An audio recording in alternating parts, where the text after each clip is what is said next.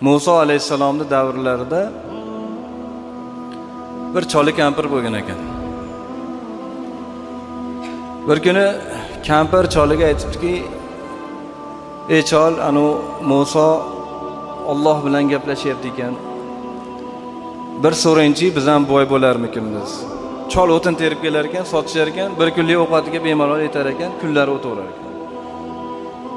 Musodan so'raychi, biz ham boy bo'larmikinmiz?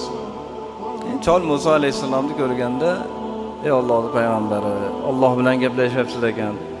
Gaplashganingizda biz haqimizda ham so'rang, boy bo'larmikinmiz? Kambag'allik qiynavordi bizni."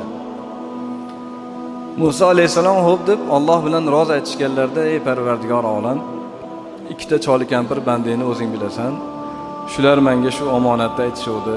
Ular ham boy bo'ladimi, yo'qmi? Shuni so'rashdi, iltimos qilishuvdi." Alloh subhanahu va taolodan nido bo'ldiki, "Ey Musa, shu kuniga shukr qilsin. Shukr qilsin." Musa alayhissalom cholga kelib aytdilar, "Shu kunlaringga shukr qilar ekansizlar. Alloh shunda" dedi. Chol xafa bo'lib uyiga bordi, choliga, kampiriga, "Kampir, shu kunimizga shukr qilar ekanmiz. Alloh shuna debdi." Kampir endi shakkoklik qilib, "Xudo bizga nima berib qo'yib shukr qilamiz? Bir kundan ovqatimiz ortmasa, kambag'al bo'lsak, nimasiga shukr qilamiz?" deb ikkovi xafa bo'lib kechasi yotishda bir-biriga orqasini qilib yotibdi. Ertanman tong otganda chol turaman desa turolmabdi, kampir turaman desa turolmabdi, orqasi bir-biriga yopishib qoldi. Chol o'tin terib kelardi, u ham yo'q bo'ldi. Ketdi. O'tin terish yo'q bo'ldi, taom yo'q bo'ldi. Kampir 2-3 kunda ochlikdan o'ldi. Lekin cholni orqasidan tushmadi.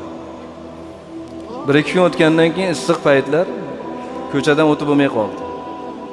Mahalladagilar kelib, "Ey palonchi, agar mahalladan shu kampiringni olib chiqib ketmaydigan bo'lsang, tiriklaring ko'mamiz seni."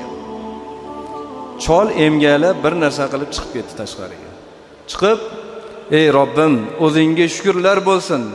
Oyoq qo'limga quvvat berib sog' qilmaganingda hozir tiriklaring ko'milib ketardim" deyishiga orqasidan kampir shalop etib tushdi.